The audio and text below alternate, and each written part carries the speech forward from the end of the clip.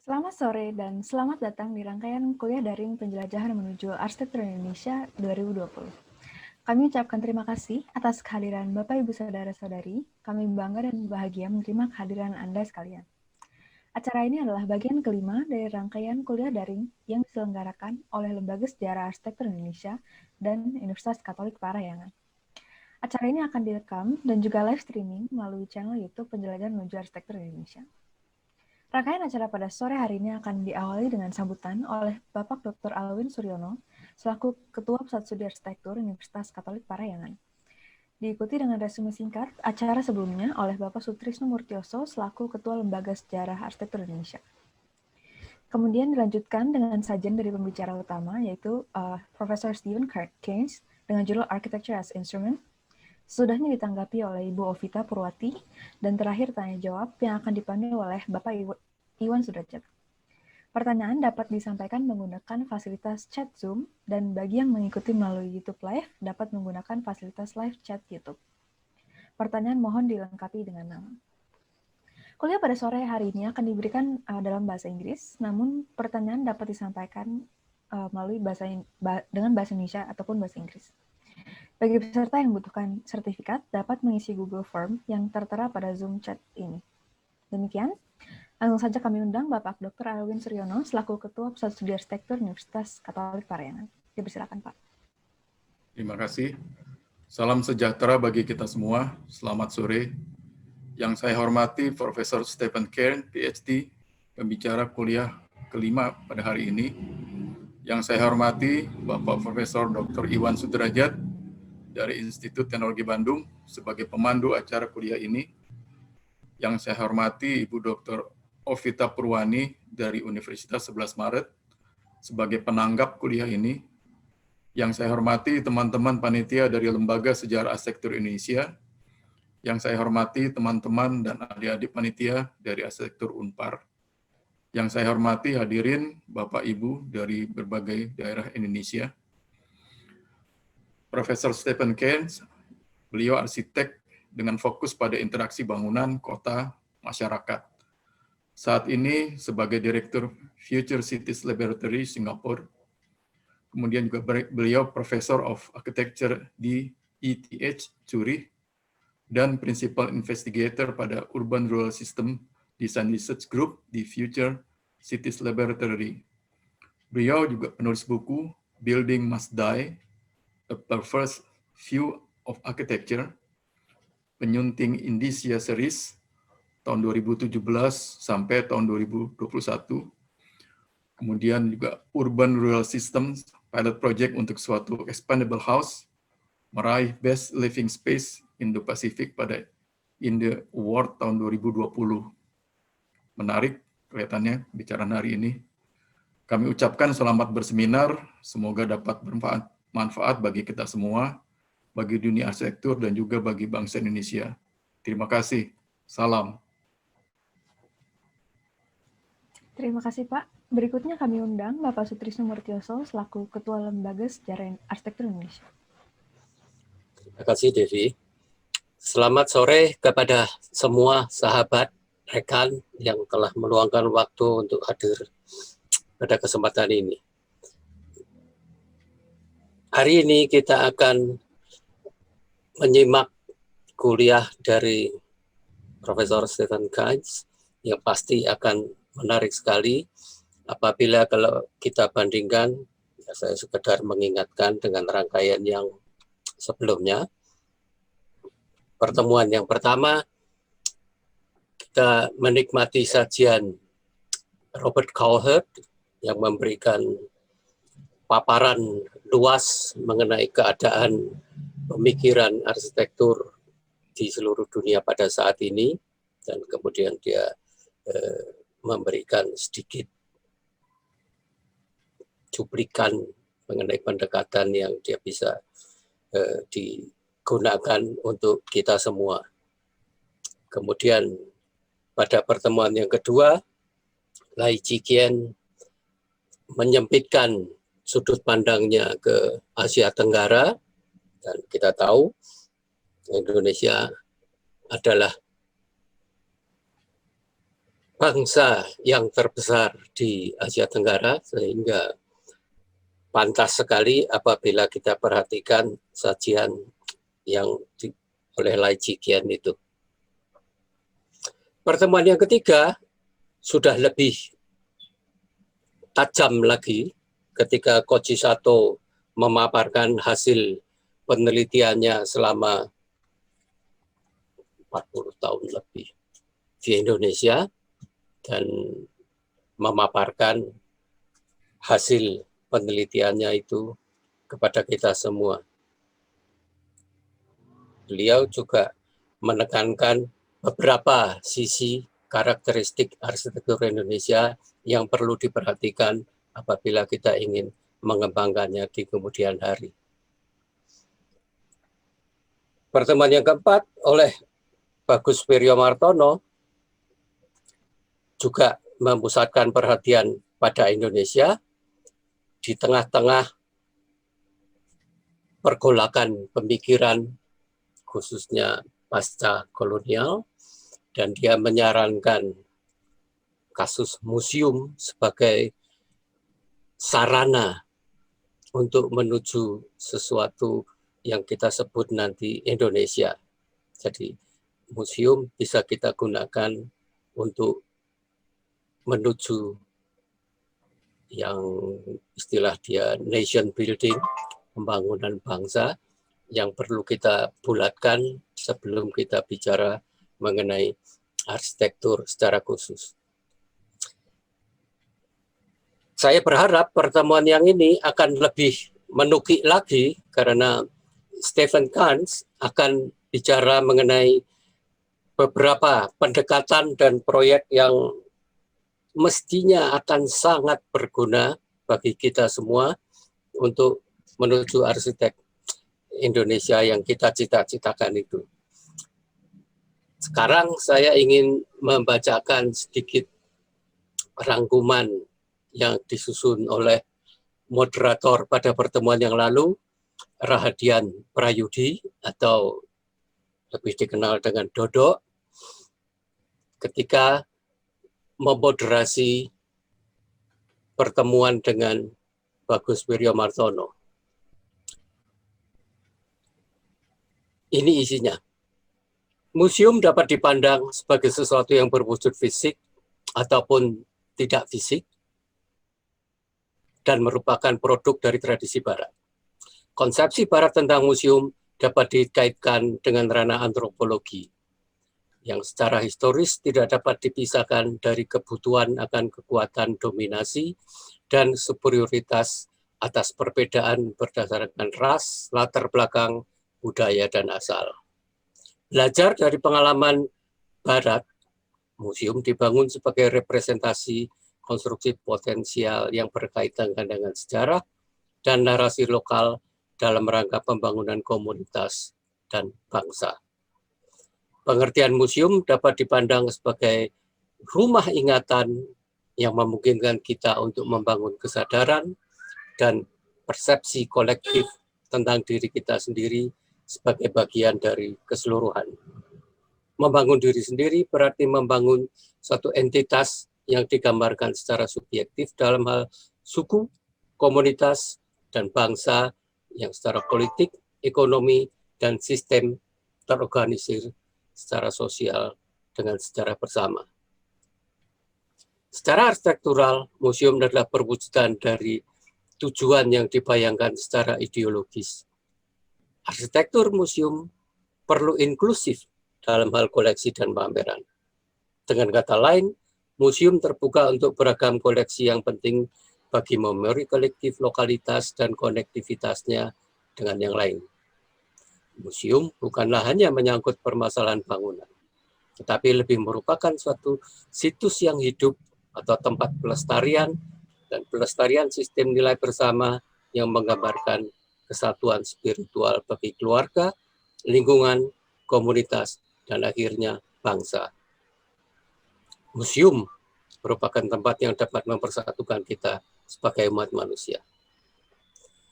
Tidak ada lembaga yang dapat lebih menangkap dari budaya modern yang bekerja untuk mempersatukan orang-orang secara spiritual tanpa memandang latar belakang, asal-usul, dan sistem kepercayaan mereka, melainkan sebuah tempat untuk berbagi kenangan dan cerita masa lalu yang mengingatkan orang tentang siapa dan apa mereka sebagai suatu keluarga, komunitas, dan bangsa. Museum adalah tempat yang merepresentasikan hal tersebut, yakni ruang narasi masa lalu bersama yang secara kolektif berpotensi mempersatukan kita secara spiritual. Dia dapat berwujud dan dialami setiap hari dalam kaitannya dengan sistem bentuk, domain, struktur, fungsi, dan material yang berfungsi untuk memberi kita semua, khususnya berkaitan dengan hal dan peristiwa untuk ikatan sosial dan spiritual kita sebagai sebuah keluarga, komunitas, dan bangsa. Itu adalah rangkuman dari pembicaraan yang lalu, dan untuk kelengkapan dan kesempurnaannya mungkin nanti akan bisa kita baca di dalam proceeding yang rencananya akan diterbitkan sesudah pertemuan-pertemuan ini. Terima kasih banyak untuk perhatiannya. Silahkan untuk dilanjutkan saja karena sajian yang menarik bukan dari saya, tapi dari pembicara utama. Silakan. Terima kasih, Pak. Langsung saja kami mempersilahkan kepada moderator Bapak Iwan Sudrajat.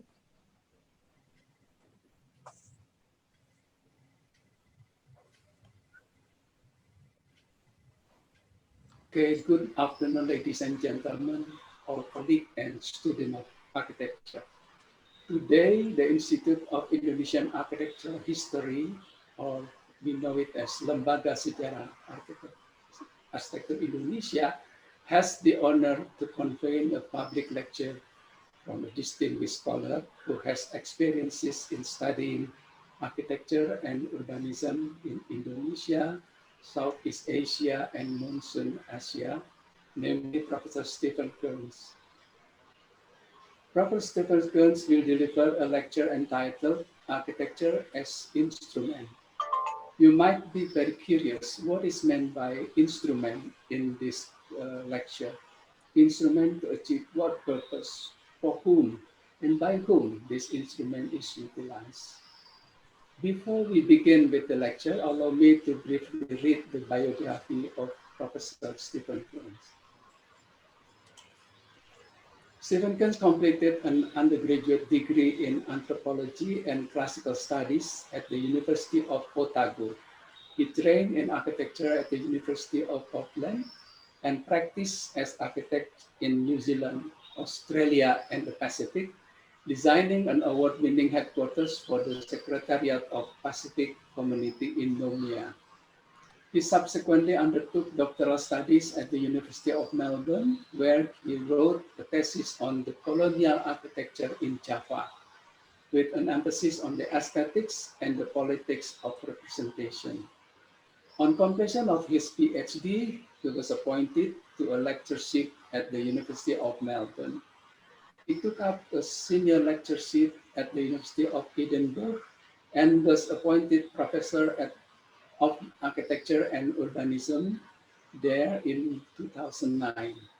He served as head of Department of Architecture and director of Edinburgh School of Architecture and Landscape Architecture. He is currently based in Singapore, where he is scientific director of the Future Cities Laboratory. Stephen Cairns' research is focused on architecture, design, and urban planning, and takes theoretical and practical forms. His book includes Drifting, Migrancy, and Architecture, years 2004, The Sage Handbook of Architecture, 2012, and Building Must Die, a First View of Architecture, co-authored with Jane and Jacob.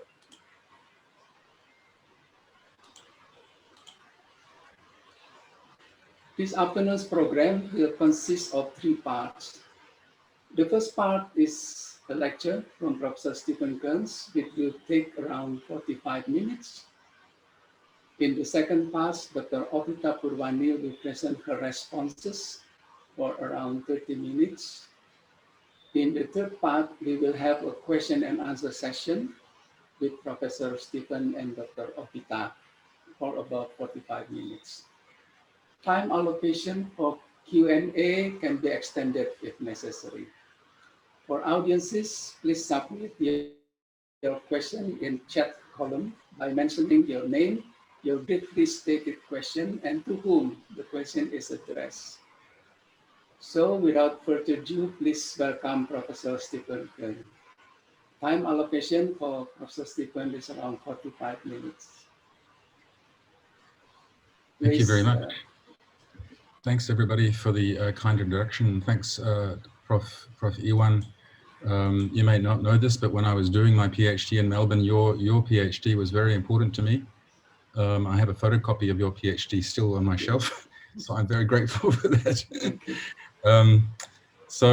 Let me begin by sharing my slides, and I hope this works. What do I do? Oh yeah, here.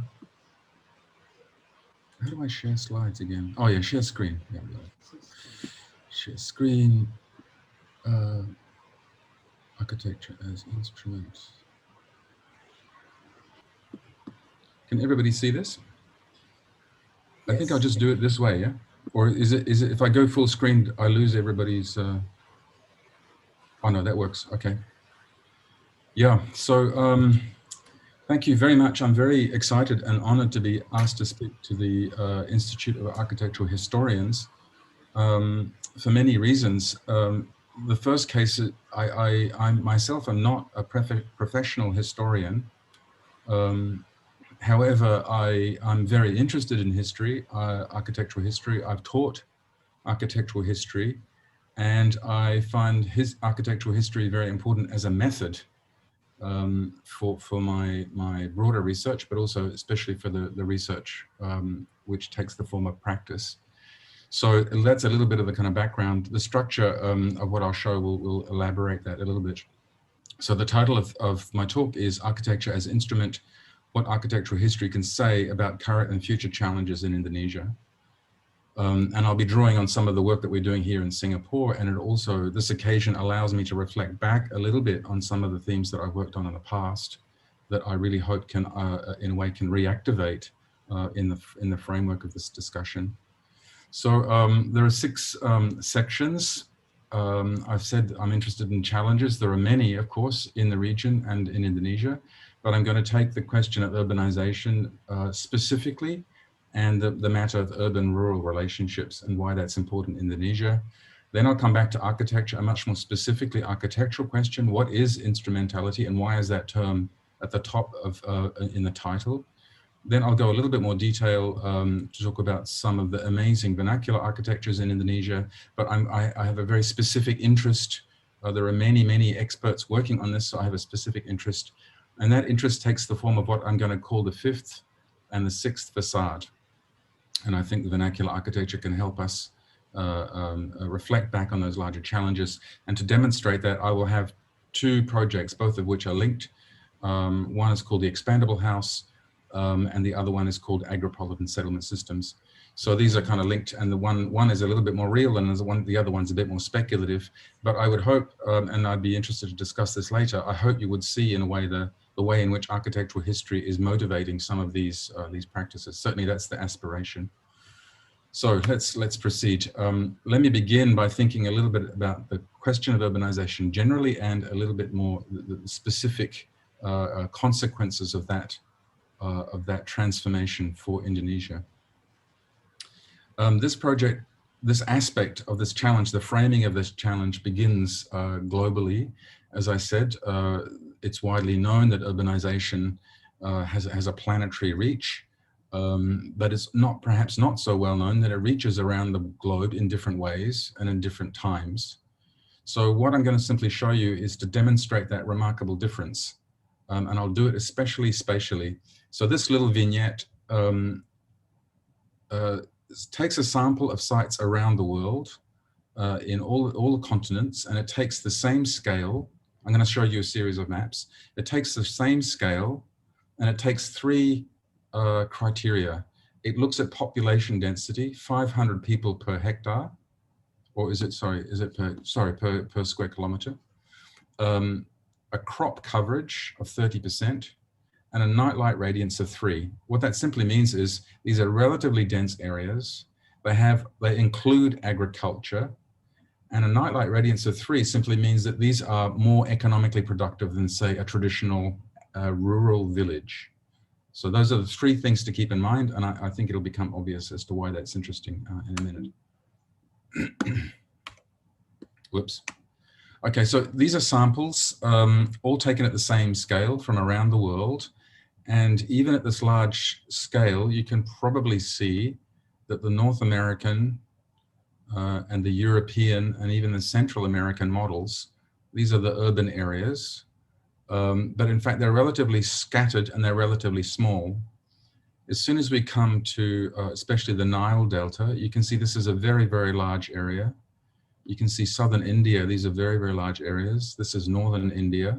And then finally you come down to Java and you can see this is a very large area. And I'll specify that by looking more closely at these 2 comparisons. These are important because the Washington, Philadelphia is the southern end of the megalopolis that Jean Gottman famously theorized in the 1960s, 50s and 60s. And that was very important because he recognized the emergence of another form of settlement, which was much larger than the city.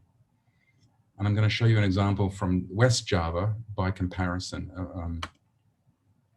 So this is just to remind you of the parameters here.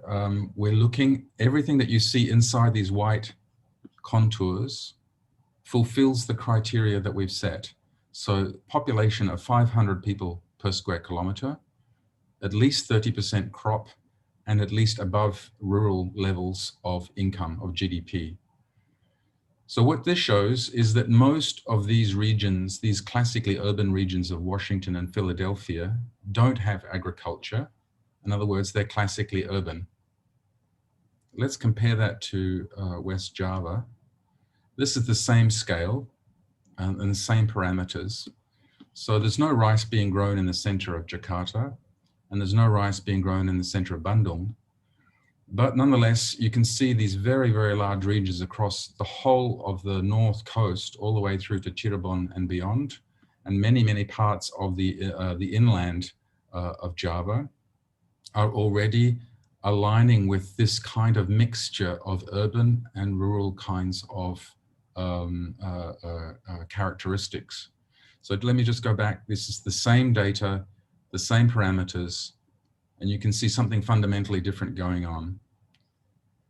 And what we're going to do here is basically go backwards a little bit and talk a little bit about the history of this kind of core idea. That white dot is something that I'll come back to later on. This is a site that we're using to test this broader kind of idea. So one of the reasons why that pattern is so different, even though both sites are undergoing the same kind of broad processes of urbanization, is that, of course, that happened in the 19th and 20th century in the United States, and it's happening right now in this part of the world. So there's a temporal difference. And there's another fundamental difference, is that this is happening in the region that we often call Monsoon Asia. And Monsoon Asia is a very important ecological unit. As you can see, it reaches from, in fact, Madagascar, the Kerala coast on the western seaboard of India, the Bengal Delta, and right through Indonesia and up through to Japan and the Philippines. So this is a very, very important broader ecological framework that others have already argued has a very important impact on urbanization. So this is a regionalizing factor, if you like, in the broader argument about urbanization. And for those of you who've read the work of Terry McGee, you know that this is exactly the kind of argument that he was making. So the Monsoon Asia becomes, in a way, a regional framework that specifies the urbanization process in general, and demonstrates and certainly frames the ways in which those broader processes unfold, in fact, in quite specific and in some cases quite surprising ways. So this is an older image identifying remarkably consistently the shape of Monsoon Asia. And Monsoon Asia is very important because it brings about a certain form of settlement system, which of course is the rice agricultural system. And the rice agricultural system is both an economic and an environmental system. they're both deeply tied to each other, and they link basically water and land in a very, very key and very important relationship that's been sustained over, well, really since the beginning of the domestication of rice in Southeast Asia. And here on the right-hand side are some characteristics, if you like, of rice as an economic and environmental system. The first is that it's labor intensive. It's a very, very challenging form of settlement. It typically is undertaken on small land holdings. It happens to be a very impressive, rice landscapes are very impressive reservoirs of water, very effective reservoirs of water. Rice tends not to be soil dependent, although that's still widely argued. There are high yields, but rice itself is relatively low value crop. It's remarkably resistant to mechanization, which folds back onto this larger issue about being labor intensive. And then there's a range of different scholars who've done a number of broader economic and drawn economic and governance consequences. Wickezier and Bennett, for example, talking about the way in which rice underwrites despotism. Clifford Geertz, of course, is very important for his concept of agricultural involution, which he almost suggests is a kind of bonded labor in the landscape. So the link of water to land to labor is a very significant aspect of this kind of broader system, and it's been widely discussed in some of the key texts that I've just shown here. Again, okay. When we come a little bit more to the urban dimensions of this argument, for those of you who follow this debate, you know that Professor Terry McGee built on this argument and said not only that, urbanization is very important in relation to the monsoon Asia system. Something very interesting is happening here. In fact, he observed it in Java and he named it the Desa Kota system. And from there, he generalized that to other parts of Asia and developed a sort of tripartite typology of Desa Kota systems, ranging from Japan to the Sichuan Basin, to the upper reaches of the Ganges and to Kerala and so on. So there's a remarkable consistency between the environmental data, the economic data, the ecological data, and then finally we arrive at in a way a geographical theorization of urbanization from the perspective of this region. So in a way that gives the kind of framework for the challenge when urbanization is happening in Indonesia, but also in other regions in Southeast Asia. It's happening in the context of highly populated, very densely populated rural regions. So number 3 there still is a labor reservoir in the countryside, which is supported on just above subsistence labor. The first point here is that this happened very, very quickly. So there was an injection of foreign direct investment, which radically transformed that demographic condition. This had profound consequences for the transformation of land, agricultural land. So the land conversion process that is still going on right through Indonesia, but especially in a pressurized way in Java, is transforming those high rural regions into kind of mixed zones, which McGee famously called Desa Kota regions. And of course, that has huge consequences for the role of the labor reservoir and also the water reservoir. So the incidence of much of intensified flooding, for example, in the main cities of Indonesia is directly related to this kind of broader transformation that I've been talking about. So that is the big challenge that I wanted to kind of set. And I want to position architecture as an instrument, if you like, inside that kind of broader framework. There are many, many other challenges, which I'm sure you know about in much more detail than I do, not least the current challenges of the pandemic, climate change, and so on. But I'm going to take this specific one, which is already relatively large and challenging. So let me turn to the second component, where we're talking a little bit more about a specifically architectural question. This is just one slide, and I'm going to tease out why the term instrument and instrumentality is useful and important in relation to this larger challenge. So I'm sure, as many of you know, practitioners will feel this and experience this every day, and theorists will understand it in a more sort of grounded way, and historians certainly also understand this core question that architecture as a discipline and practice is constituted out of quite a complicated tension. And that tension always involves aesthetic dimensions, social economic ones, which we might call functional roles, as well as various kinds of communicative functions as well. Of course, the buildings typically have to stand up, so there are structural engineering dimensions to that as well. So the matter of statics and load-bearing functions, of course, are all here.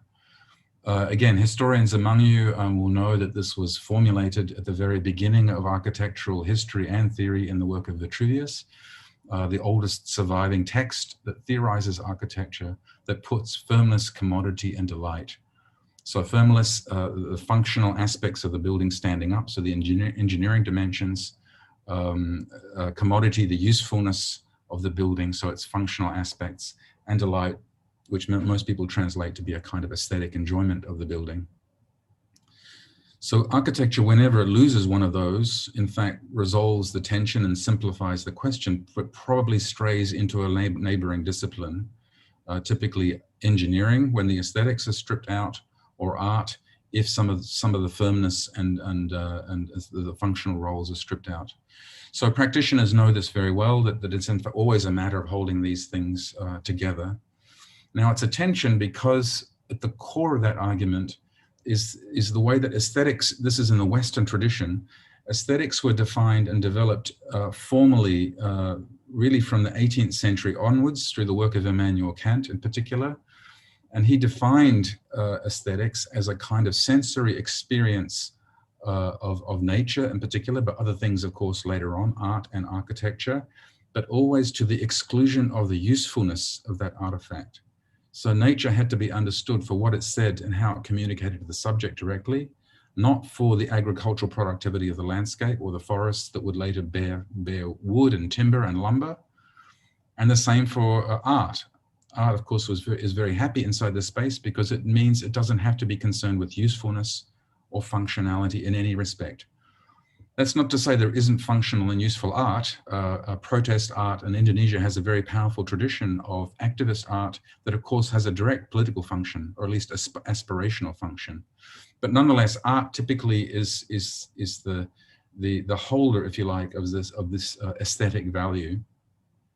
Now, of course, when it comes to architecture, it's always expected to be beautiful. If not beautiful, then certainly have aesthetic responses. But at the same time, it has to have this other functional component. And Immanuel Kant already recognized that when he was starting to theorize the problem of architecture. He could see there's a certain category of aesthetic artifact, like a building, that does have aesthetic effects, but it's also useful. And he put in a relatively long footnote, a kind of correction, and he says, okay, yes, you can have beauty, but let's call it adherent beauty. So it's like a second-class aesthetic experience, and it's second-class to him because it's tangled up with usefulness. And this is a very, very important point, and it's important because it threads through architectural history and theory since that time. The key argument here about aesthetics and why it's important is because aesthetics typically holds what's often called the principle of autonomy. And autonomy simply means this idea of a kind of artifact or a kind of experience that is differentiated from its usefulness. It's cut off from that usefulness. So when somebody says, like me, architecture is useful to me, or architectural history is useful to me, I'm not adopting an autonomous position. And another position in architectural history might be to say, look, I'm not interested in how useful architectural history is. I have to just understand it in its own terms. And the same might be said for art. I just want to understand, I want to engage with this piece of art in its own terms. I don't care what it means. I don't care what political activist effects there are. I don't really care even for the value of it, economic value.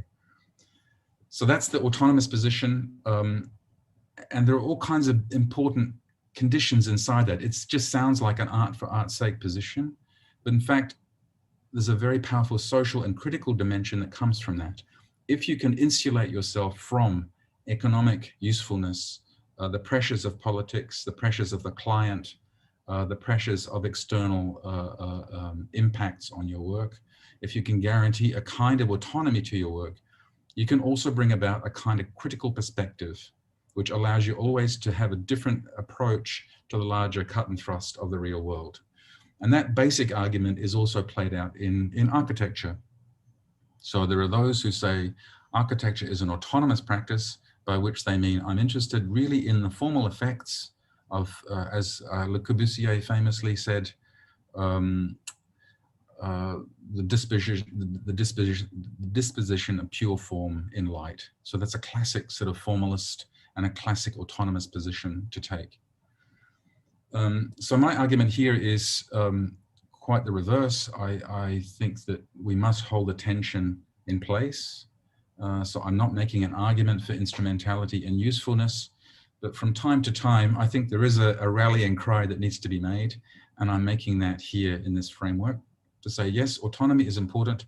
We must protect the autonomy of the discipline, but we must never forget that we also have a responsibility to be instrumental. And that has a bad history as an idea, because the whole of modernist architecture, of course, is now painted with that idea of a kind of disastrous instrumentalism. So it's a certain kind of instrumentality that I want to coax back onto the agenda of architects.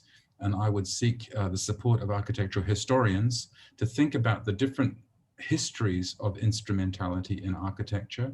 And of course, ultimately, we want to think about that question in the framework of Indonesian architectural history. So a couple of other examples to be a little bit more sort of direct about this. Architects negotiate this tension in many ways at different points in their career and in different locations, depending on their commitment to that location.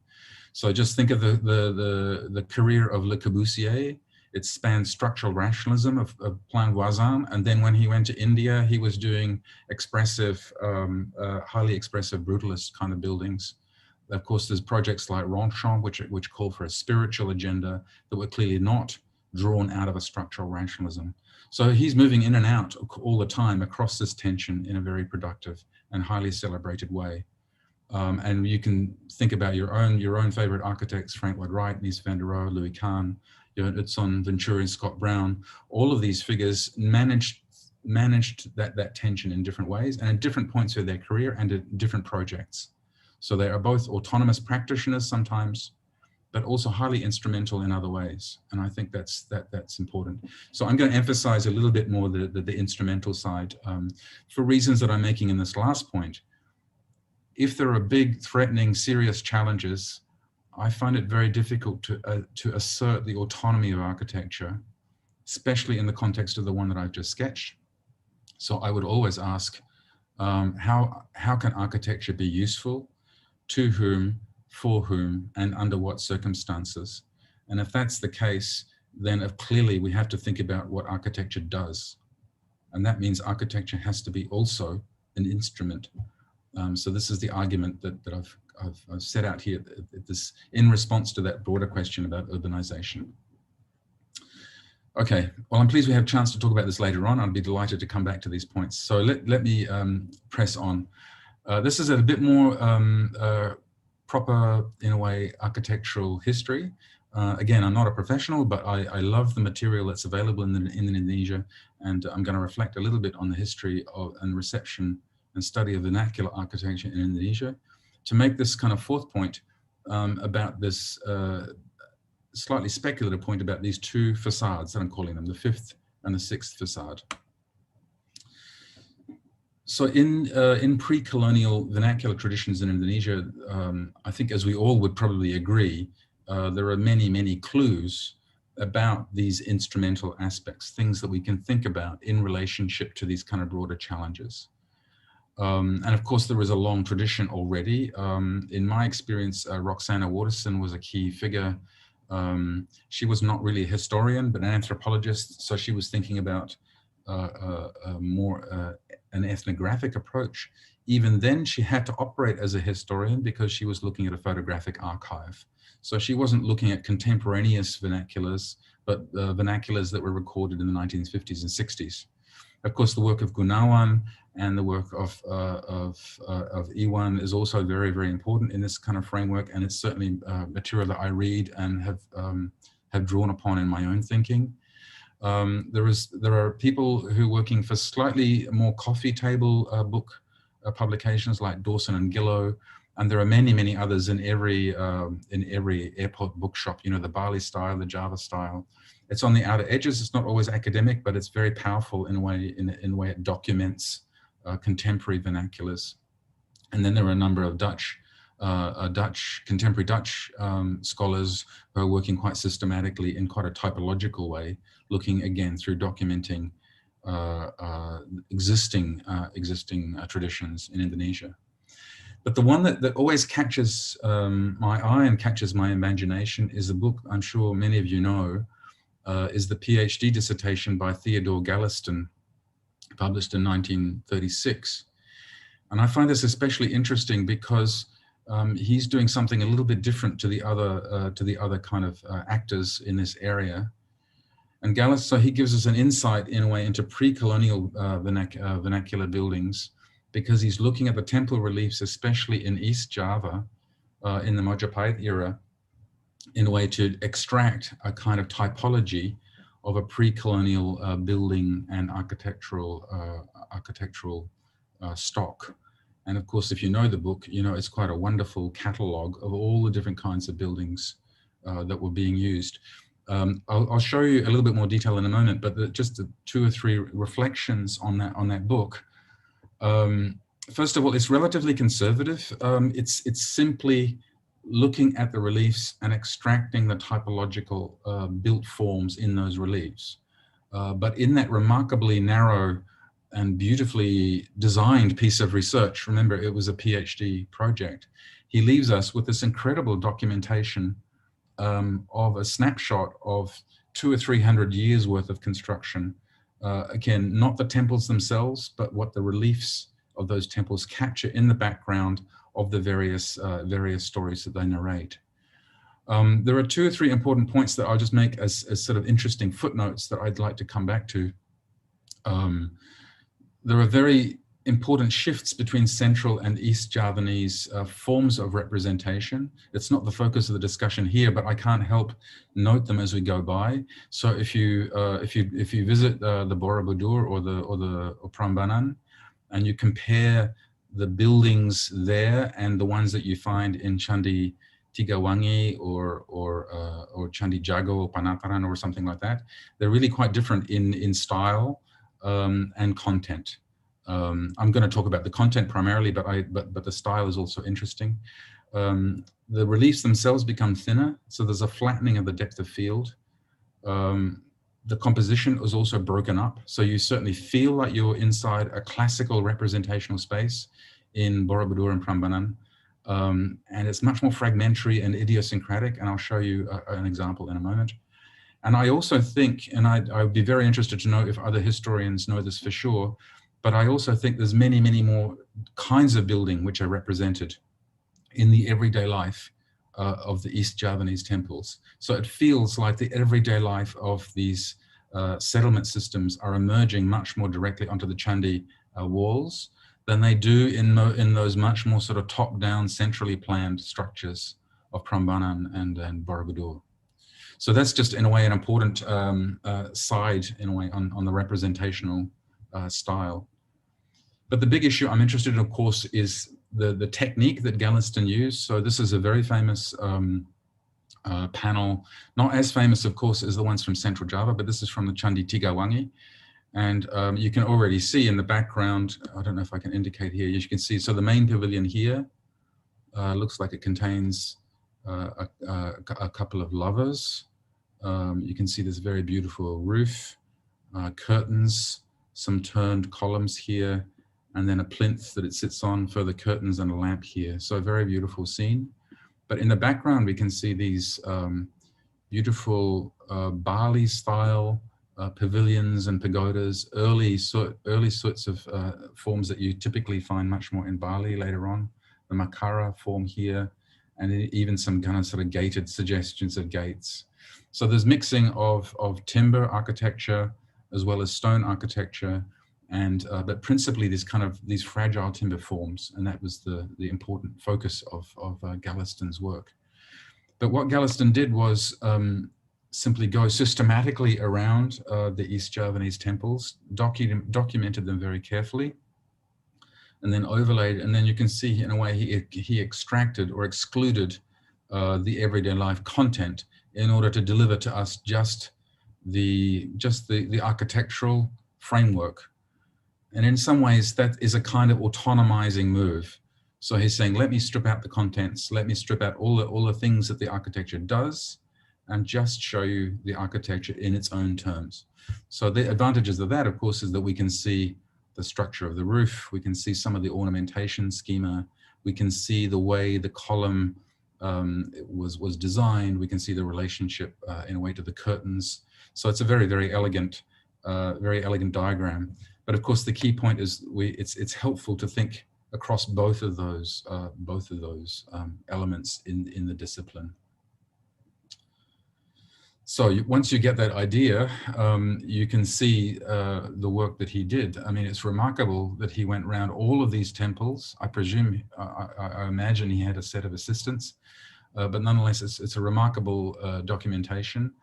And why it's especially interesting for us, of course, is that famously Indonesia has a very, very strong timber building tradition.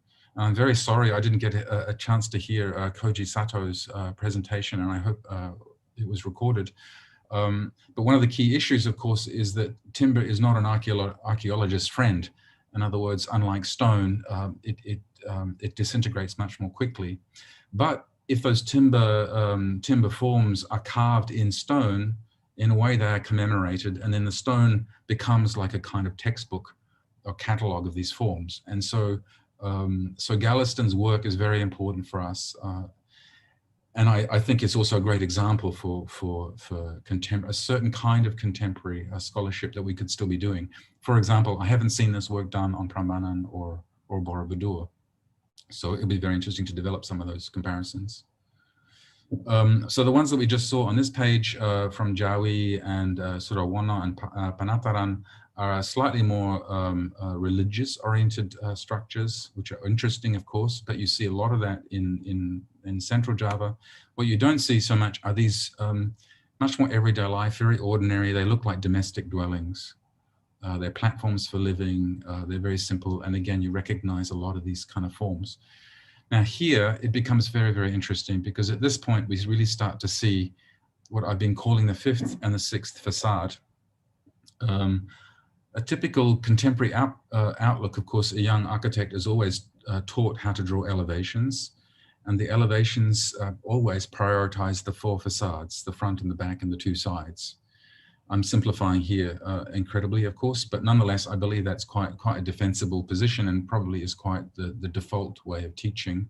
Even inside contemporary softwares, it's a normative position, the elevations and the sections.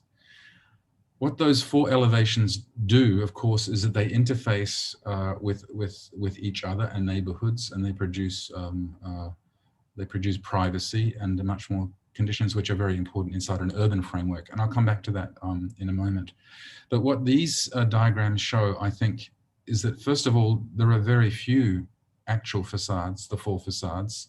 I mean, you can see it here and here, but most of the drawings, in fact, are composed out of a roof and a plinth and foundational system. I'm calling these the fifth and the sixth facade. So the roof is the fifth facade.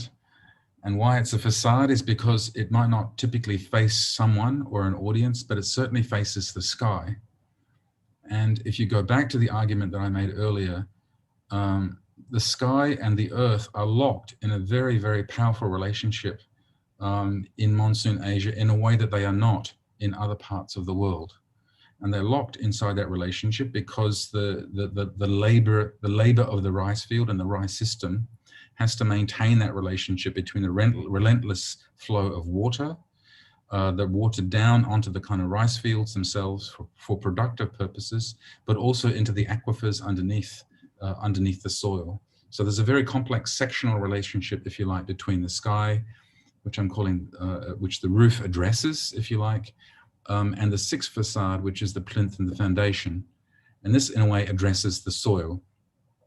So once you have these two, the fifth and sixth facade, for me, it helps understand some of the contributions of this moment in time, this 500, 600-year-old snapshot, if you like, of the vernacular in Java.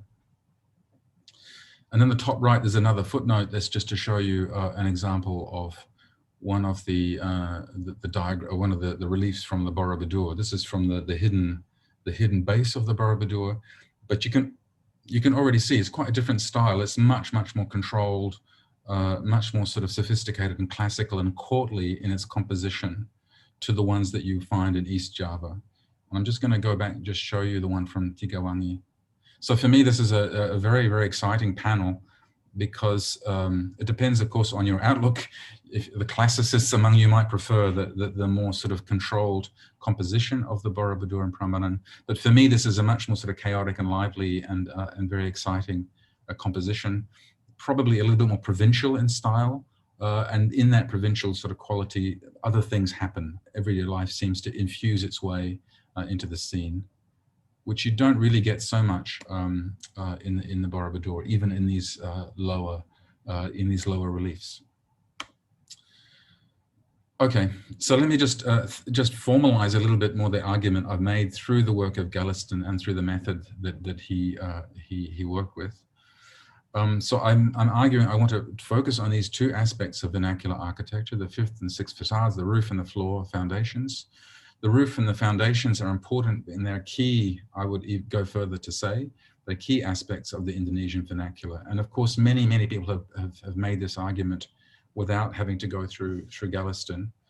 But these facades are not often seen. So to call them a facade, in fact, I think is quite important, because that calls into being that these are not just merely instrumental, they become address. They're forms of address, and one is addressing the sky and the other one is addressing the soil. To call these relatively, as I'll quote myself here, to call these relatively unseen element facades is important, as it helps to bring them into the foreground, not only as a topic of historical research, but to help inform contemporary and future responses to these challenges. Each facade addresses the sky and the earth, respectively. Okay, so that in a way concludes the theorization of the history, and I made an argument before that about the way in which a certain kind of instrumentality is quite helpful to think through these much more autonomous approaches to architectural history. And the reason for that, of course, is this broader argument, which is coming much more out of geography and urban studies, about the significance of the desa kota, or the urban-rural condition. So again, just to double check the time. So let me conclude in a way by taking you through some practice forms of research. This is work that we're doing in our unit called Urban Rural Systems in Singapore. And we're working quite directly with a pilot project in Batam. And we're also working with the beginnings of a project, I hope, with a developer in West Java.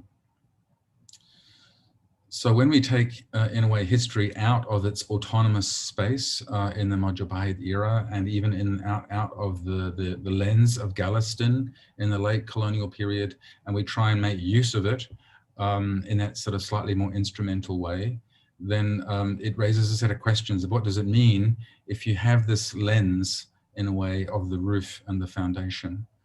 There are many things that happened, of course, between that era and the contemporary era, and the most dominant, of course, is the rise of urbanization, and with that, much higher densities. So the settlement forms that were being illustrated in the Majapahit era in East Java, there's very few of those look like cities. They look like quite dense agropolitan regions, we would call them, but very few of them have that kind of remarkable density that you get in the main cities of Indonesia today. So with that density, of course, comes the need for these four facades, the conventional facades. There's a matter of privacy, there's a matter of air conditioning, there's a matter of environmental control. We cannot simply live in free-flowing pavilions with elegant roofs which simply manage the rain and its relationship to the soil. So I'm not for a minute suggesting that we should go back to those diagrams and reactivate them. Nonetheless, we mustn't forget them. So there are many other people working on this kind of theme. So other scholars have been already looking at once you detach in a way the four facades, there's a tradition of the fifth facade, certainly the roof being very, very mobile. And again, you probably recognize the image from the front cover of Roxana Waterston's book. But there are lots of other examples. In the Philippines, there's a huge tradition of moving houses literally around. And why that's important, of course, is that these are sitting very lightly on those foundation stones. So the lightness of the foundation, the foundational system and the structure, which is typically held above at the higher level. So if you look at the Sokol Guru system in the Javanese Pendopo, it's braced at the top, not at the bottom. And that's because it allows you to move around and its relationship to the foundation is very loose. So that becomes a very, very important point. And of course, as soon as that becomes urbanized, we lose that because we have to think people simply cannot move around in the contemporary cadastral mapped and the legal system of land tenure within contemporary cities. So in a way, city roofs and foundations had to be connected in the urban environment. And of course, the four facades also had to be connected. So what we're doing is trying to think a little bit about what happens with that problematic with this new kind of information that we've had from, again, our own historical curiosity and interest. So the project is called the Expandable House. It's based on the idea of a kind of incremental house. This is a long-standing theme, minor, but I think very significant theme in architectural practice. There's lots of wonderful examples, especially from India and South America. Some of the best ones are coming from the early project in Lima. And it's precisely when Lima and Peru was urbanizing very rapidly, earlier than Asia, that these sorts of studies started to get activated. So it's no surprise to find right now at the sharpest, most intensive urbanization period in Asia that we find a revived interest in incrementality. So there's lots of very interesting stuff that I won't talk about here in this context, but just to say other people are working on this theme as well. Our Expandable House project has these principles to do with incrementality, density, the sandwich section, ventilated facade, decentralized systems, productive landscapes, and urban design. I think there's a drawing that shows a little bit more precisely. So if here we're talking just about the expandable house. The house is designed with foundations that can carry 3 floors or 3.5 floors, but constructed only with 1. And what we do is we simply make a new set of foundations and a new roof, and we allow the residents to raise the roof in order to develop their house for the purposes that they need. And some of those can be domestic purposes. They simply need an extra room for a new child in the family, or maybe there's a business that opens up on the ground floor, which you can see in orange. So orange is income generating unit, and then yellow is extra domestic space. It's incremental because it allows us also to say, well, you know, I don't know, again, if you can see my cursor, but this young couple, for example, is living in 36 square meters, and their income line is about here. So it's roughly aligned. But of course, this social unit is earning far more money. So in fact, is a far more powerful economic unit, probably demands more space, but probably also demands more water waste and energy, produces more waste and demands more energy. So we're trying to, in a way, calibrate the domestic metabolism and the earning power of the social unit to the physical, the architecture itself. And you might not be able to see it, but for me, those diagrams at the top are very much inspired by the knowledge that Galliston extracted from those reliefs on Candi Tigawangi. This is a diagram that shows not so much the metabolism and the economics, but the uses. So these are multiple uses, again, which are extracted from empirical studies of kampongs in different parts of the edges of Jakarta and in Bekasi. And then these are different use scenarios So this is a domestic space, but of course it's not only domestic activity. So this is a dwelling, as well as income generating and all kinds of other mixed use conditions, which we can already see in contemporary vernaculars in kampongs all through Indonesian cities. So this is the project as it was about 8 months ago. We constructed a pilot in Batam, and we're very close now to concluding the project. We're doing some post-occupancy evaluation on the project, and we will publish it in the early part of next year. But I think this image, I hope this image communicates the logic, if you like, of the upward facing facade of the roof. And what you can't see are the foundations. I think I have another drawing in a moment. The upward facade, upward facing facade is important because this is probably the most technically challenging element of the house, because that carries photovoltaic cells to generate energy. And of course it's got a rainwater harvesting system as well integrated. So it's addressing the sky, not really in a symbolic way, but in a sort of technical way. And we wanted to make sure that the instrumentality of that was deeply integrated into the logic of the roof. So this is an umbrella, but it's a highly sophisticated umbrella. And in that respect, it's not to, again, abandon the argument for autonomy, but to make sure that both are kind of co-present. So this is the developer marketing image. It's very beautifully shot at night. And of course, we would like this to enter the market, the mainstream market in Indonesia. Very, very difficult thing to do. If anybody has colleagues with Sinar Mas, we'd be delighted for them to take it on. Okay, and then the final aspect, our research allowed us to make a prototype, but we simply don't have the resource to make a larger kind of project. So this is where we would, of course, like to go. I want to take you back to that diagram, reminding everybody that we're looking at a universal process that is really, really unique in Southeast Asia, in Monsoon Asia. And its uniqueness comes from this relationship to the sky and the soil, and the volume of water, and the agricultural systems, and the relationship to labor, and all of those things that I elaborated earlier on. This is what that spot looks like. For those of you who live in West Java, you might be able to identify where it is. We're looking south. You can see the volcanic spine in the background. And this is exactly what Miggy was talking about. Small holding lands, typically under 1 hectare. Very, very powerful systems of water management and remarkable mixed use. So these are not just rice farming. This is a classic sort of Desakota scene. And this is a section where we're moving an individual, this is an individual expandable house. And you can see we have a range of different foundational systems. This is the sophisticated roof that gathers water in these penguin tanks and also generates energy. And they can be lifted like a kind of gotong royong style. So these are not sophisticated. They don't require big cranes. Local families can lift up and in a way produce or manage the growth of their own social unit. There are other key things here like decentralized systems like septic tank systems, some productive landscapes as well. Okay, the final couple of slides is simply to take that argument one step further. This is for a site in the Bekasi area, and this is phased over time.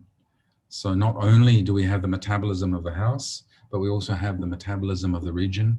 So this is a diversified aquaponic, aquacultural, viticultural mix in which rice agriculture is maintained alongside various kinds of forestry.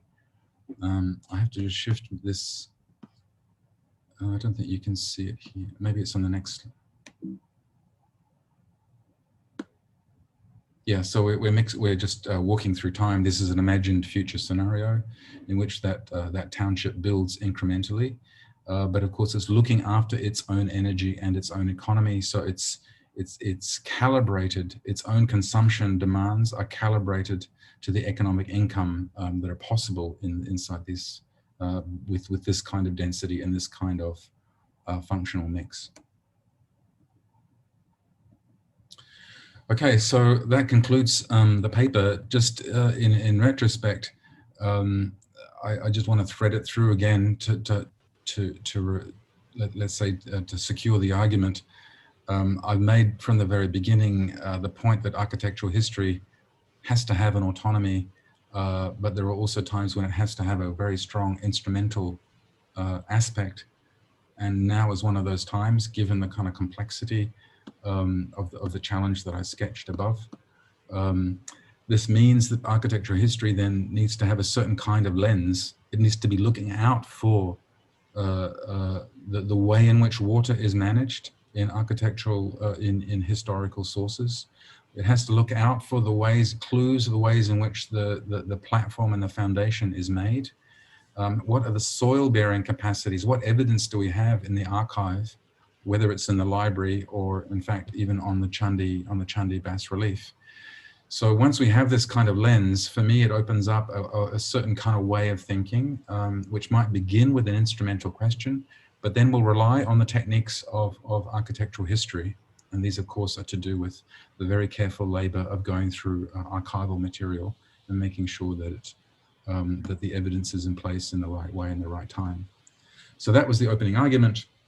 I then said, of course, I tried to demonstrate that that's specific to monsoon Asia. Java is different to Sumatra, is different to Kalimantan, is different to Thailand. So I certainly have skirted the matter of the nation state here. And maybe that's something we can talk about in discussion. And then I looked at Galveston and why he's kind of, I think, especially interesting. He's not the only one, but he contributes a little bit to this larger discussion of vernacular architecture.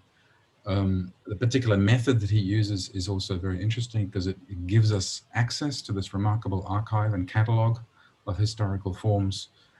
If nothing else, that's an inspiration for continuing to develop these sorts of germinating these different ways of responding. And then finally, two different versions of projects, one of which is a little bit more realized and the other one which is a little bit more to follow. So thank you very much for your patience, and I'd be really excited to discuss this a bit further. Thank you. Thank you for your interesting presentation, Professor Stephen. Now, let us hear how Dr. Okita will give response to the lecture delivered by Professor Stephen. Dr. Okita, your time is around 30 minutes, please. Okay. Thank you very much, Pak Iwan. Yeah. I would like to share my screen first.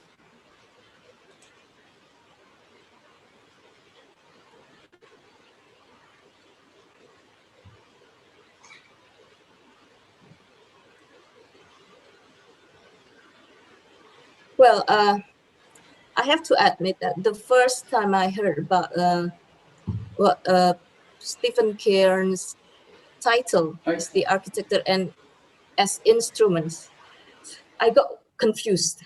Yeah, I have to admit that because I never heard about it, and it turns out that I'm not the only one, because when I asked several people in LSAI, we're all confused too. It turns out that the discourse about instrumentality is quite foreign in Indonesia. Even though maybe the idea might be actually familiar, it's just that we're not really engaged with instrumentality versus autonomy, which is actually, I think it's very Western, I think. And yeah, I think maybe I will start with instrumentality versus autonomy. Instrumentality is usually defined as the fact of quality of serving as an instrument or means to an end. Oh, sorry.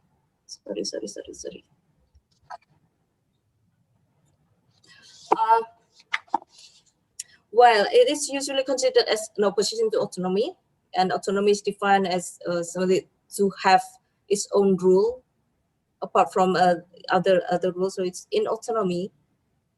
Art is for the sake of arts only. We cannot judge the art by using other parameters, something like political, social, moral, and so on. And instrumentality, in contrast, see art as a means to achieve something so that it can be judged by how it performs to reach the goal. So in arts, in instrumentality, we can judge an art by how it influenced the wider society, and which is refused by the autonomy. And sorry.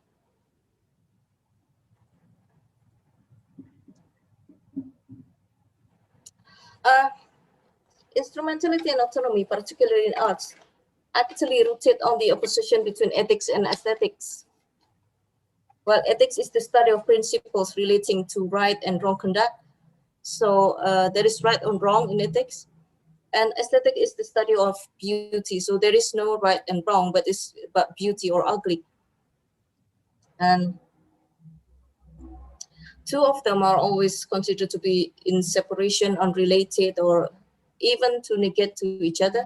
Something like when in architecture, when we design something and we try to focus on the instrumentality, sometimes we will end up with something ugly. And when we focus more on the aesthetics, we will forget about the functional things. So yeah, Stephen already mentioned about the tensions between them in the process of designing. And yes, it's true, but it turns out even though the ethics and aesthetics, the instrumentality and autonomy is always considered to be in opposition, actually the boundary between them is not always clear, because sometimes they come together. We cannot see them as something separated. For example, is what Axelson mentioned in the 18th century Britain.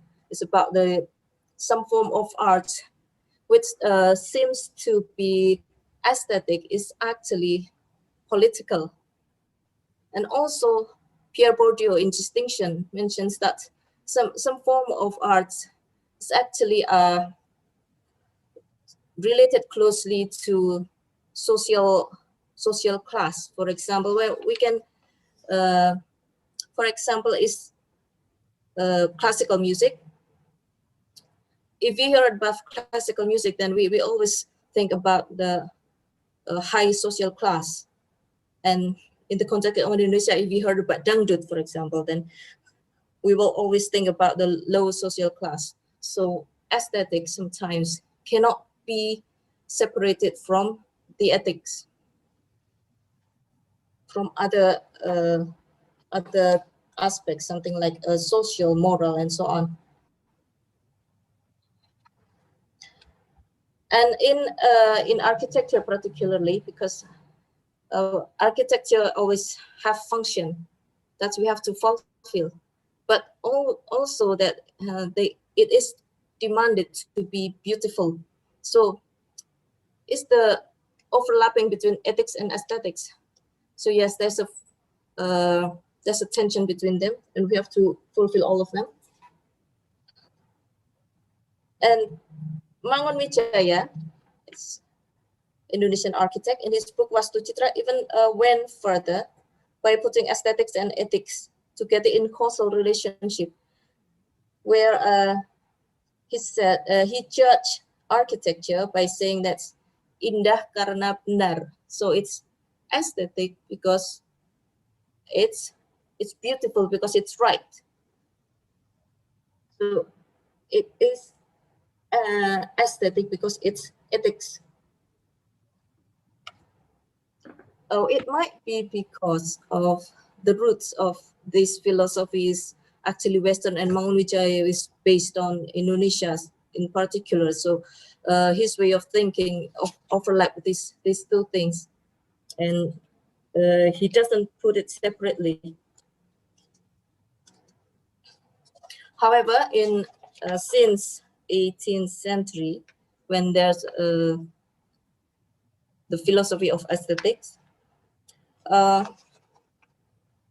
aesthetic autonomy is still acceptable up to these days. We still can hear that some argument that some art has to be judged in the way the art itself. So we cannot judge the art by other aspects. Art is for the sake of arts only, and it cannot be claimed to be right or wrong. It is only beautiful and ugly. And in architecture, this is quite a concern. I think the Institute of Indonesian Architectural History also concerned about this. That, for example, for these days is the star architect phenomena. I'm not saying that the star architects are or only focus on the aesthetics. No, because most of them refuse to be called star architect too. But how the people see them is that they are the celebrity, and their designs are judged by narrowly by aesthetic only. And also at the same time, there grows superficial culture, based in media and the internet, and where everything is judged by appearance. And we can say that most of our younger generation, the architectural students and young architects, they tend to focus more on the aesthetic, because they see this architect everywhere in the internet, and what they see is just the aesthetic. They don't go deeper into the instrumentality of their design. So I think this phenomenon really call, well, me as a lecturer, and I think the School of Architecture to do something about this. And this is why I think what Professor Cairns did is very important. First, in that we need to understand that architecture is not only about aesthetics, but also about the instrumentality, and that we can use that for future, to face the future challenges.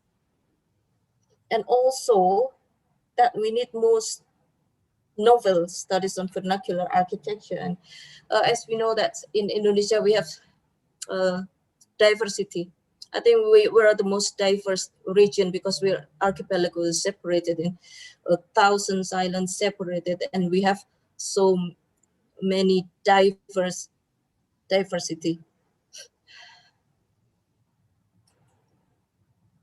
And about the roof and the floor, I think roof and the floor, they are really underexplored, under-researched. So by putting them as the fifth facade and sixth facade, I think it's also interesting, because yeah, roof is very important. I remember Professor Joseph Priyotomo used to highlight that vernacular architecture in Indonesia is basically arsitektur pernaungan. Pernaungan is giving protection from the sun and from the rain, and it is very obvious in that, for example, we don't need walls. We don't really need walls. We can live without walls, but we cannot live without the roof. The rain is very hard, and also the sun is very intense. And also, McLean Pons, when he was trying to analyze the origin of Dutch East Indies houses by using De Quincey's theory on the origin of architecture, he chooses tents as the origin of the architecture of the East Indies. In tent, the main part is the roof, and the roof act also as the boundaries. Also, it's like the walls. And in here,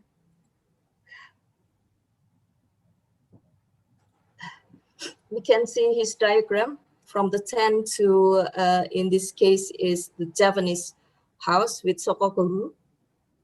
So he was trying to argue about the connection between the tent and the architecture in East Indies. Well, apart from this is his argument. We cannot say that this is right or wrong, but we can see that the roof is obvious in here. The roof is very important.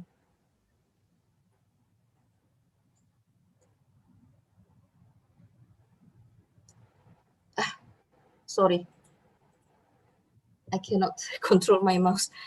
And so we can see in Manggarai, this is the architecture of Wairabo, and we can see that the size of the roof is very humongous, it's very big, and this is a very dominant part of the architecture, and it is still under research, under explored. So this needs more attention.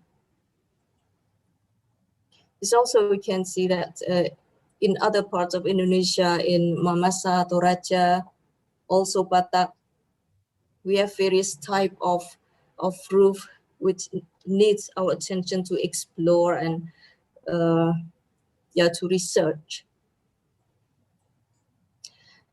Meanwhile, from the previous lecture, I remember the Kochi Sato with his so extensive data.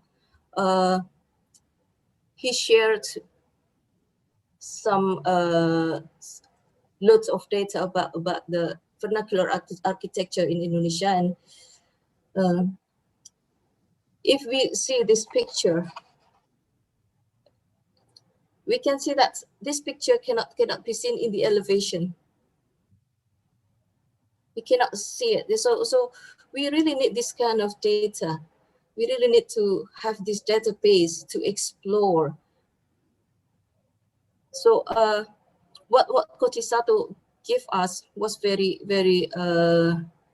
precious, because he made the 3D models of so many houses, and yes, it cannot be represented in the elevation, in the 4 elevation. Maybe we can by adding the 5th and the 6th elevation, we can add some more, so we can study more about this, we can explore more.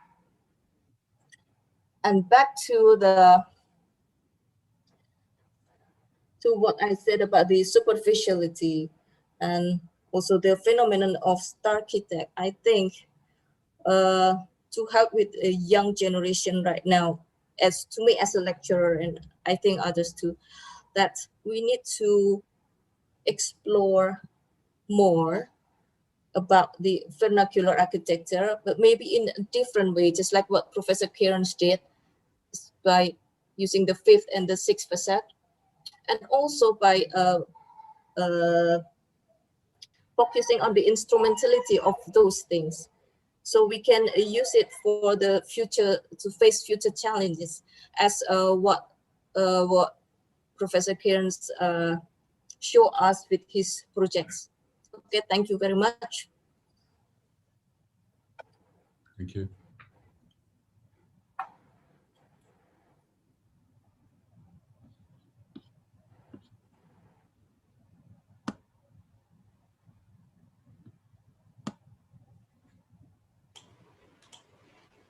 Thank you, Okita.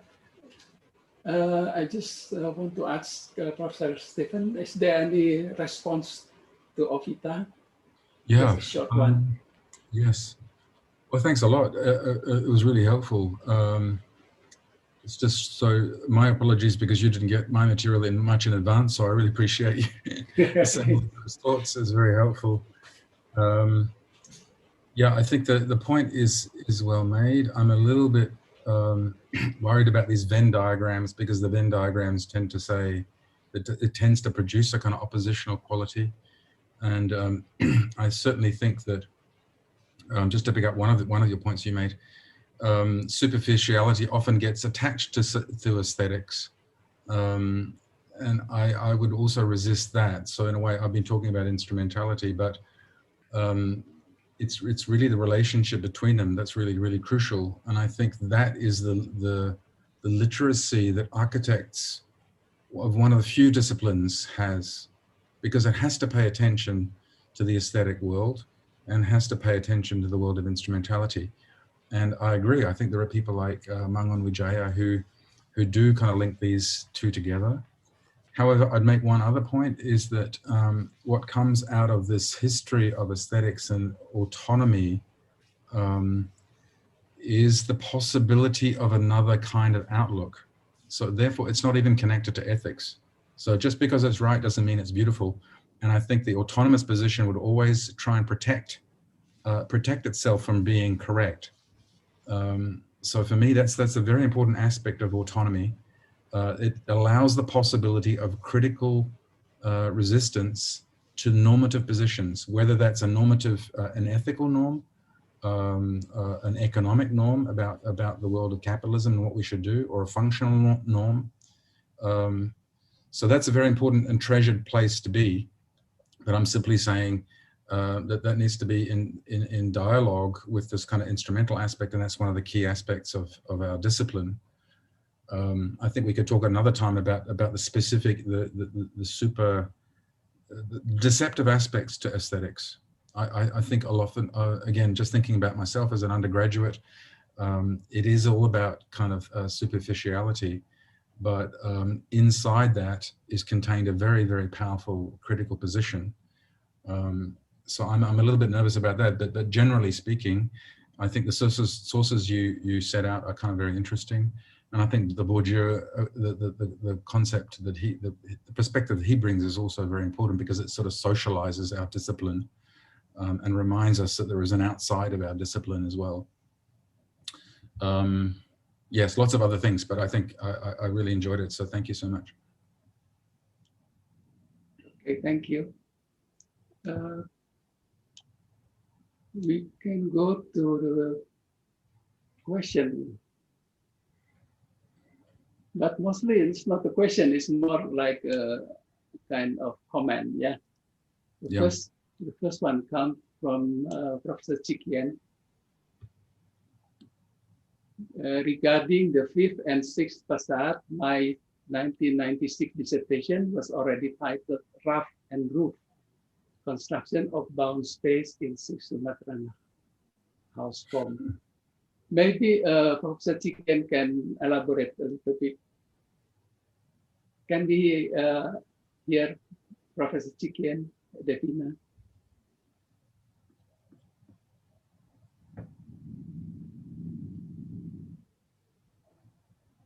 Sorry, mungkin bisa tolong.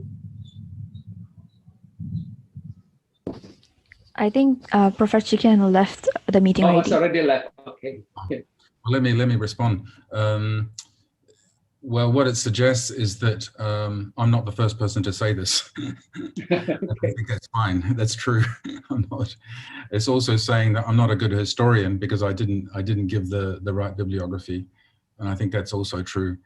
But my purpose is not to do. As I said, I'm not a historian, although I know the literature that he's talking about, and he in turn was drawing on colonial historians, and he was predated by Roxana Waterston, for example, who was already talking about the foundations and the roof. There were Dutch colonial explorers who were already documenting. So this is a long-standing meme. What I'm simply doing is just noting that there are these are 2 or 3 positions. Roxana Waterston position holds, in a way, the lived, the spiritual dimensions and everyday dimensions of that structure. The work of Galliston is a complete contrast to that, because he's doing a sort of documentary approach. So I'd be happy to talk to him in more detail, but yes, correct, I'm not a good historian. Okay, thank you. So the next question comes from Devina. So Devina, you can just ask the question directly to Professor Stephen. Hi, Professor, and I would like to say it's a very interesting presentation by both of the speakers, and I personally would like to believe that in terms of history, the continuous progression of history can be learned in both chronological order and in tandem with relation to learning from it, like historical wisdoms. So in my question being, how, in your opinion, would this theory and principles of, say, the fifth and sixth facade, for example, found in vernacular architecture, especially in monsoon Asia, as you speak before, can be further developed with the rising relevance of technological integration in the built environment, such as perhaps drone pads or solar panels, because people rarely talk about these two topics in relation to one another. And yeah, maybe I speak for a younger generation in the audience about that. So yeah. Yeah, that's good. Yeah, I tried to demonstrate exactly that point. So in the project that we built in Batam, of course, looks like nothing what you would find in Tigawangi, right? So I'm not doing a kind of vernacular replication. So on the roof, it's just very simple. It's the simplest possible, very cheap roof, but it holds photovoltaic cells, also quite cheap. But those cells technically address the sun. That's what I mean by the facade. Because the facade, of course, is a face. It's a kind of it's a recognition, and it's recognizing a certain kind of threat of the sun. Of course, we have to keep shaded, but it's also exploring the ways in which we can colonize the technical expertise of photovoltaic technology into an architectural framework. So by calling it instrument, it allows us to interface an older tradition of thinking about roofs and umbrellas with a kind of productive with a productive surface. So those photovoltaic cells would generate probably around 40% of the energy demands of that household. The roof is also designed to collect water. There's two roofs. There's one, and then there's another one which is a very large fiberglass gutter. So it's got no iconographic. It doesn't look like a pendopo. It doesn't look like a kind of limasan. It's not referential in a semiotic sense. So I mentioned communication as one of the other functions of architecture. So it's not doing any of those things, but it's instrumentally linking back to that vernacular tradition by connecting it to emerging technology. And I completely agree with you. If we're not interacting with those technologies, then what's the point in simply, I mean, there is a point, but it's an autonomous point. It's about making sure that the catalog of vernacular forms is complete, making sure it's accurate, making sure it's represented in a beautiful three-dimensional model. That's all important work, but that's the work of a kind of autonomous discipline. And I'm saying I would like to use that in order to think a little bit more instrumentally. So that's the key relationship. A couple of other things you said, it'll come back to me, but yeah, I agree with your point, and I'll try to demonstrate exactly that point. Thank you. Okay, thank you. Dena, could you unmute Mr. Mustafa Kamal, so maybe he can directly ask the question.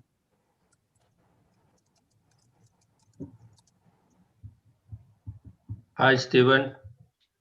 Hi. I'm also from Auckland Uni. Oh. Yeah, years ago. Anyway. Alumni, yeah. Nice to meet you. Yeah, you too. Okay. What are the challenges that you face in order to do the rumah tambah with the idiosyncrasies of the local cultural and ritual aspects there? Because you use Java as your reference, but you're doing it in Batam. So trying to understand, because in Indonesia, every place has got its own idiosyncrasies, right? That's one. And another one is this my comment, but how do you respond to this?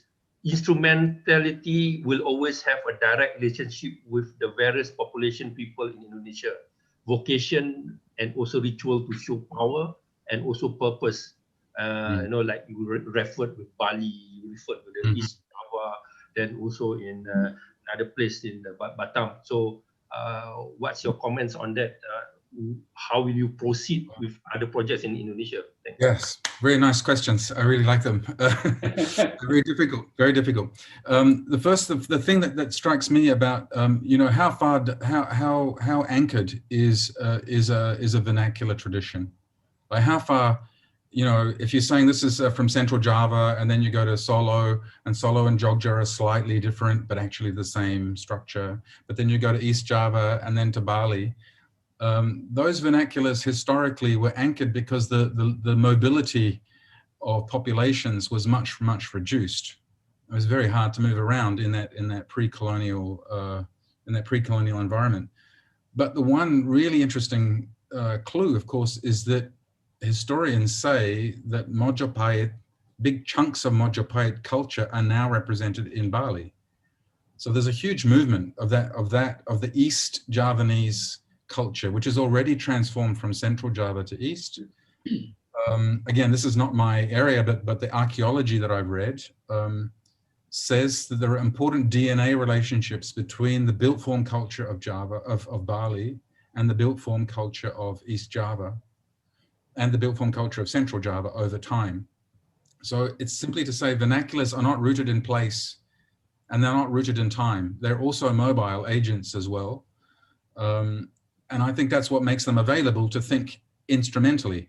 If we wanted to think autonomously, then that's right. We have to think about Majapahit in the era of Majapahit, according to the technology of Majapahit, according to the demographics of Majapahit, and the texts which are available then.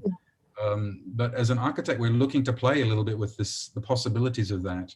So the instrumentalization of history is something I'm encouraging.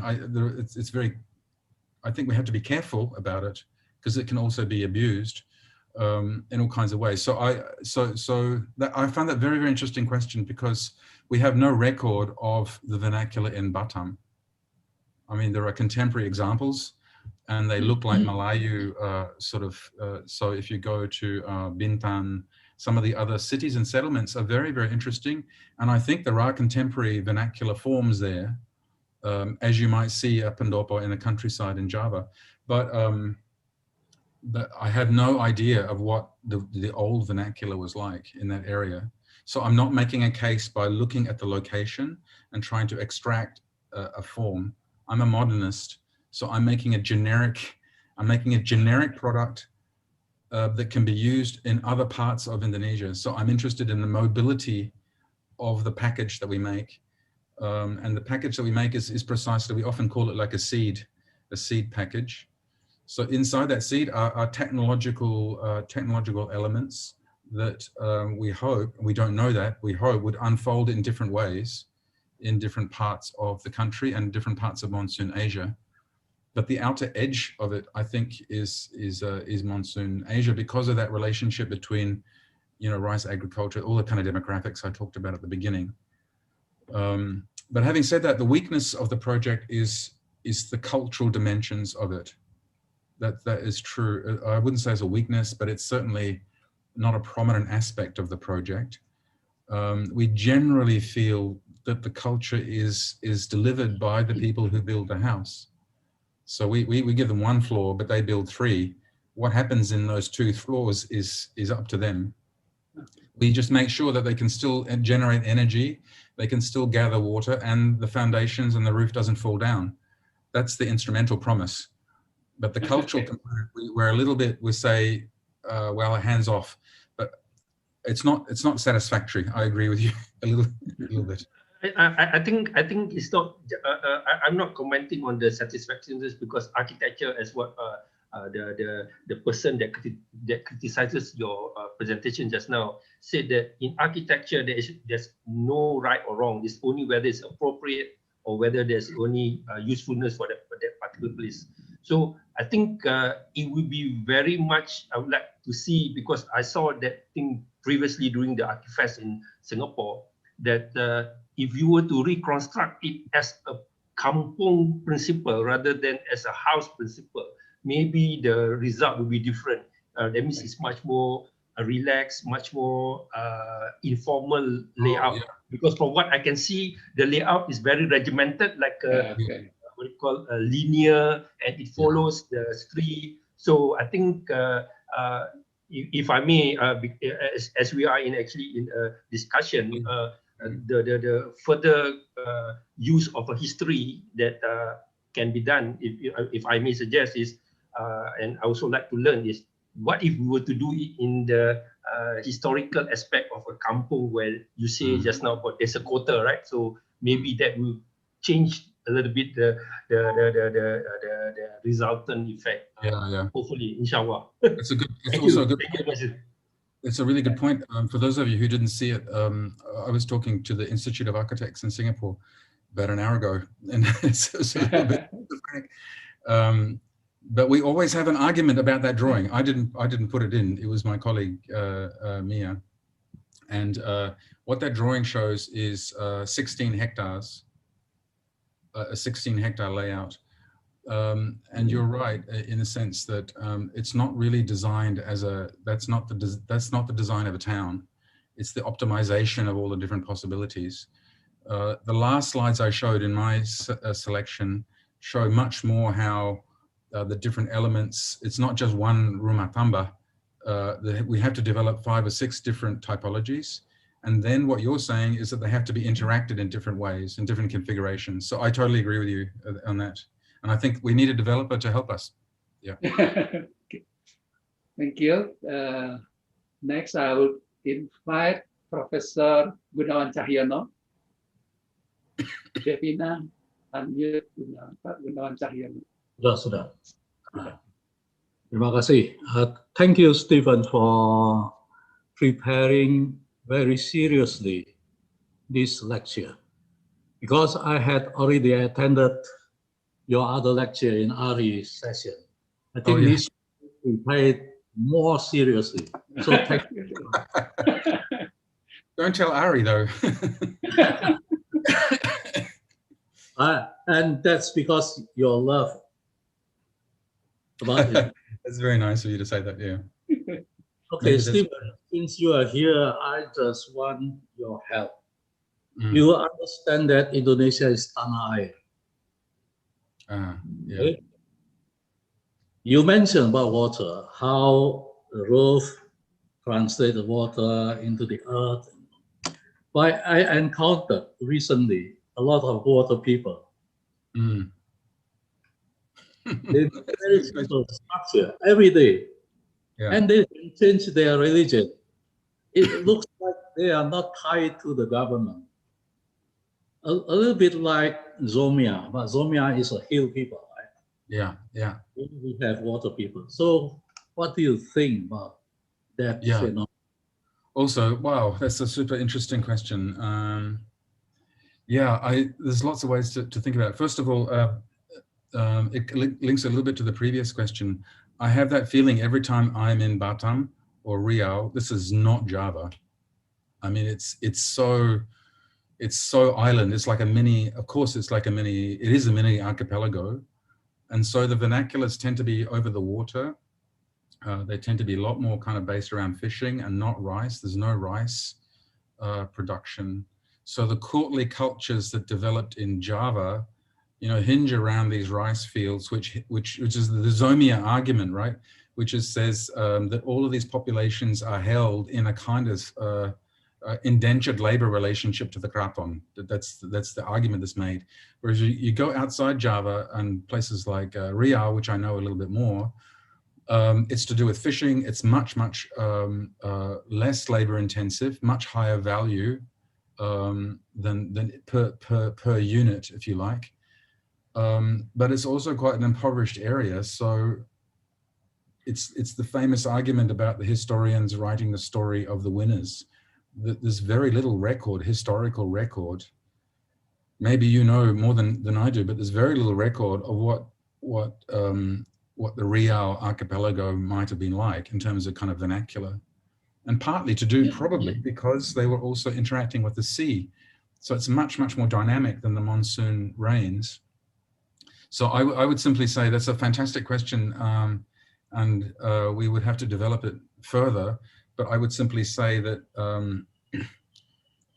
the sixth foundation has to become like a hull or a jetty.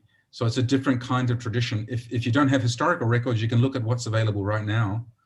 And Orang Laut is basically a hull-based settlement. And so I just appreciate the question. I have one footnote. My old supervisor, maybe colleagues from Auckland remember him, Professor Mike Austin. He always loved it when a European Heideggerian would come to visit us, and they make a big lecture about the soil and how important the foundations were. And he said, what you have to do, the Heideggerians would always say, you have to feel the thump. You have to feel the thump of the earth underneath your feet. And he would always say, because he was a historian of Pacific architecture, and he would say, well, isn't it also the splash? So it's a different relationship to the foundation. So you remind me of that, and I feel terrible. I overemphasized the terrestrial point of view of Java. And it comes to the bigger question of Indonesia. Indonesia, as we all know, there's a huge relationship between Java, a Java-centric view of Indonesia. And in Riau, they feel, you know, we're a bit closer to Singapore and Malaysia, maybe somehow, than Java. So there's a very a regional variation inside the sketch that I made. Okay, thank you, Stephen. Why I bring this question to you is because you have this future urban lab. Yes. Future lab.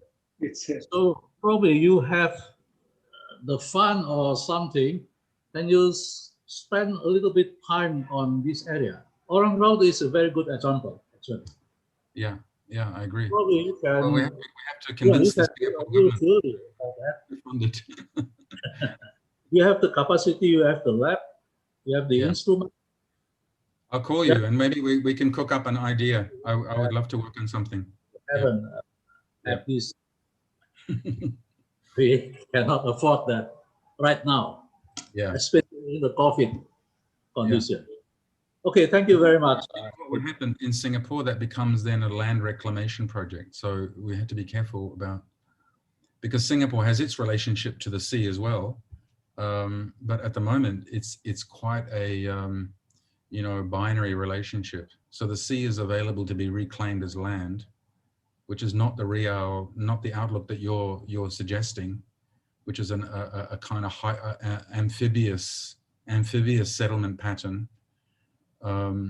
Anyway, I'm just starting to think a little bit what that might mean. But it will be there's a lot of interest in the kind of floating platforms and so on.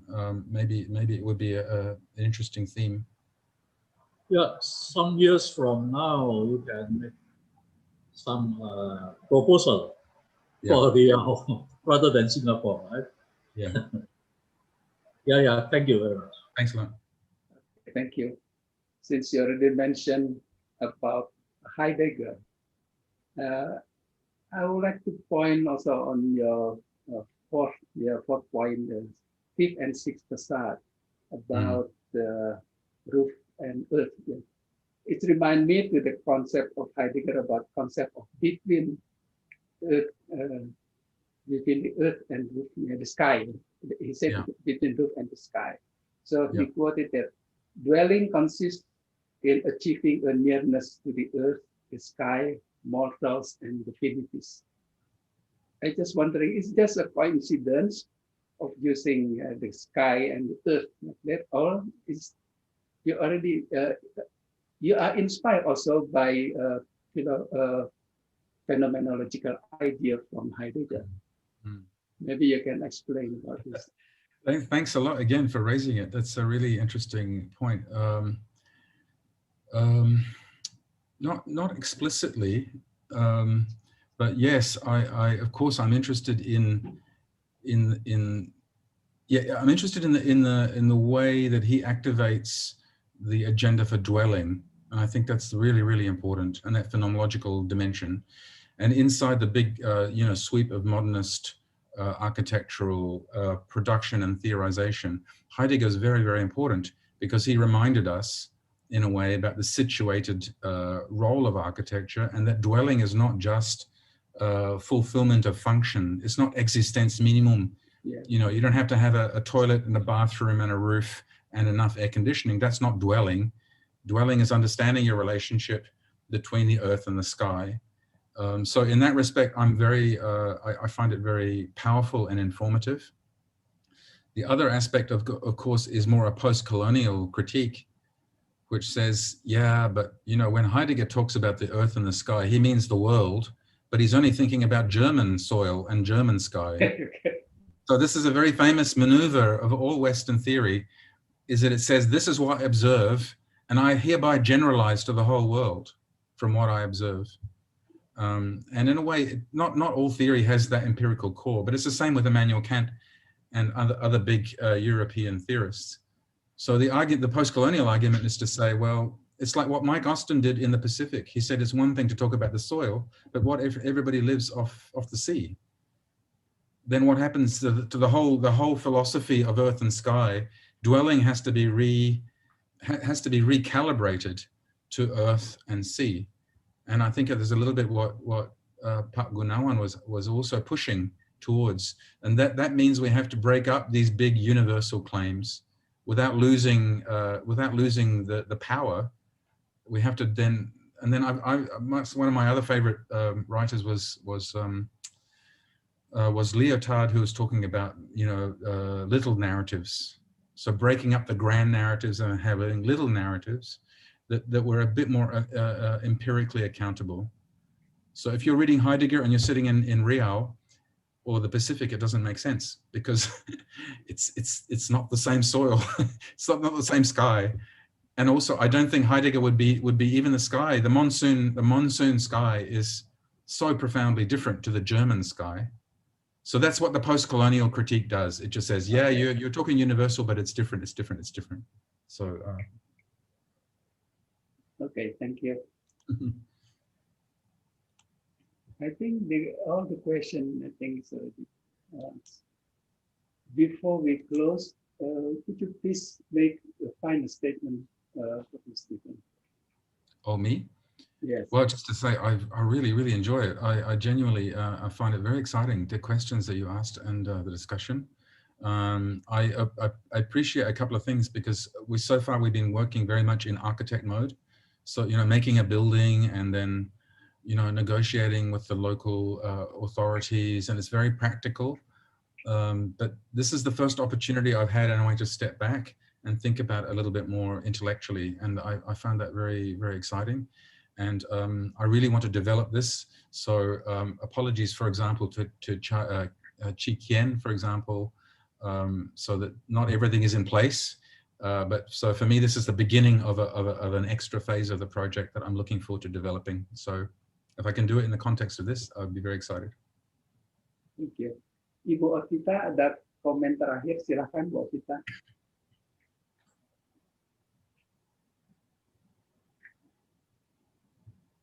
Bu Okita masih ada? Tidak, Pak. Sudah. Dalam bahasa Indonesia aja Bu Okita ya. Menurut saya tadi yang pas.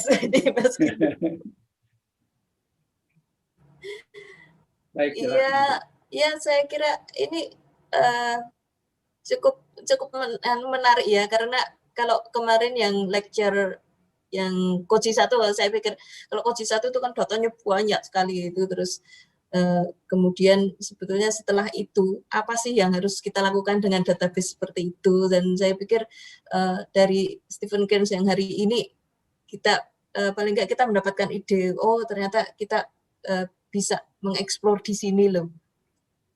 Mungkin itu akan bermanfaat untuk ya menghadapi itu future challenges. Ya, terima kasih.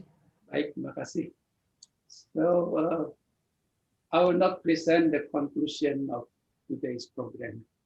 Conclusion will be read by the chairman of LSAI at the beginning of the next lecture session, which will be held in the 7th of November 2020. We sincerely thank Professor Stephen Cairns, who has been willing to take time to attend and deliver a very interesting and inspiring lecture today. Also to Dr. Okita, who has briefly, I said briefly, gave a response to the lecture given by Professor Stephen Cairns. We hope to see Professor Stephen Cairns and Dr. Okita in another occasions. Yeah. And also thank you for all audience to have participated in this afternoon lecture session. So I hand over the forum to the committee. Silakan. Terima kasih Pak. Thank you for all speakers and panelists and also ladies and gentlemen. Terima kasih atas peran serta Bapak Ibu sekalian. Sekali lagi kami mengingatkan bagi peserta yang membutuhkan e-sertifikat untuk mengisi Google Form yang tertera pada Zoom chat ini. Sebelum mengakhiri rangkaian acara pada sore hari ini, kami undang Bapak Ibu sekalian untuk berfoto bersama yang akan saya screenshot. Boleh dinyalakan kameranya.